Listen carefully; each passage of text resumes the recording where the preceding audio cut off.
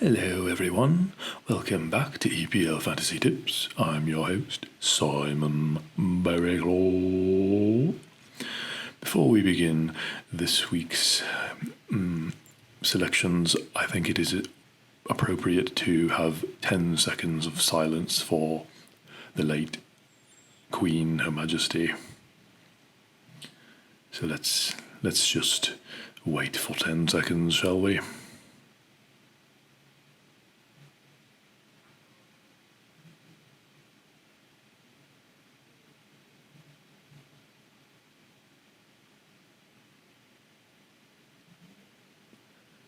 Alright, so for this game week, obviously there were some unfortunate circumstances, and lately a lot of the games were cancelled again, so I think many people have done the free hit, me included. So I'm going to go over the picks that I have.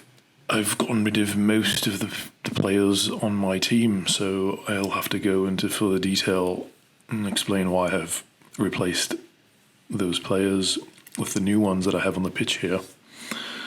Let's begin with the goalkeeper and then move on to the defenders, the midfielders, and lastly the forward group. You can see here I have a 3-4-3 formation. For my goaltender, I've picked Pope from Newcastle.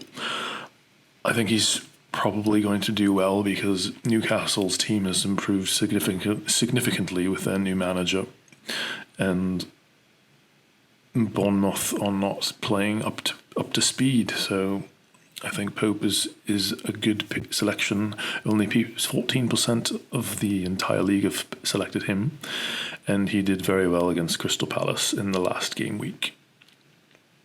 12 points for him. So I have Nick Pope in for my keeper, and the first defender here I have Trippier. Again, they're playing Bournemouth, and he is doing very well.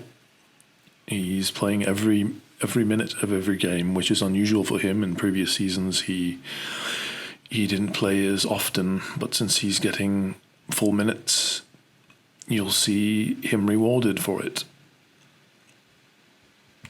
And the fixtures for Newcastle doesn't really matter since it's just a free hit, so I won't go into much detail in the further game weeks for these players for this game week. He has 38% selection rate, which is still okay as long as it's under 50%. I think it's to your benefit. Okay, and then we have Emerson for Spurs. He's playing again every minute of every game. I know he's more of a defensive defender, but since he's playing every minute, there's minimal risk with him, since he'll at least get a few points since he always plays 90 minutes. Only 5% of the entire league have selected him. And this game week they're playing Leicester, who have not been playing that great. So I believe he will most likely get 6 points at least if the Spurs shut them down. And I've kept Cancelo, one of the few players that I've kept on my squad. Man City are playing Wolves, and he got a goal in game week 5 against Forest. Not so much, didn't do as well against Aston Villa in game week 6. But yes, Cancelo probably going to be the best defender for the entire season at this rate, and he plays every game, and a lot of the other defenders on Man City are questionable because they don't always play, but he does. So I'd put him in for your team too. And I've put in De Bruyne for my first midfielder here. I have vice-captained him in case Kane, there's something wrong with him on the unfortunate incidents with him, but I think he'll be alright. For De Bruyne, he got an assist against Aston Villa in game week 6. And there's quite there's not bad, there's quite a low selection rate for him, only 27.4%. So if he he's likely to score or get an assist, and that will give you an advantage over the others who have not picked him. All right, next we have Gordon against West Ham United. What I like about Gordon is he's got a lot of energy, and he has 2 goals so far and likely to produce, and his ICT index rating is one of the highest of all the midfielders. He's 11 out of 270 midfielders. It's a great stat to look at. I like to follow that one a lot. And only 3.4% of the entire league have selected him. So if he scores, that is definitely a significant advantage to you if you have him in your team. So Anthony Gordon. And for Arsenal, I have Martinelli. Again, ICT index 2 out of 270, and he's cheap. So that's the reason why I picked him. And he also has 3 goals already, and he plays almost every minute of every game. And he's reasonably inexpensive at 6.5. And similar reasoning for Hosberg, Pierre-Emile.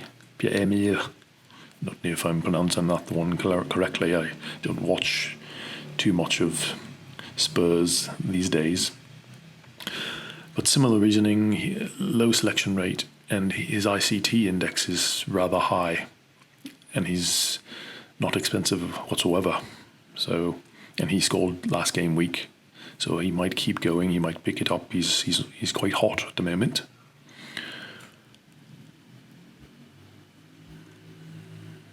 All right, and then let's move on to the forward group.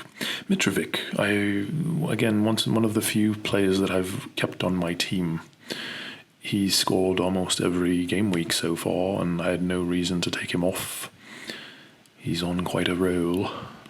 ICT index very high, 4 out of 70, and he's still reasonably cheap at 6.9, and not too many people have selected him yet, so if you haven't got him in your squad yet, you might want to pick him up.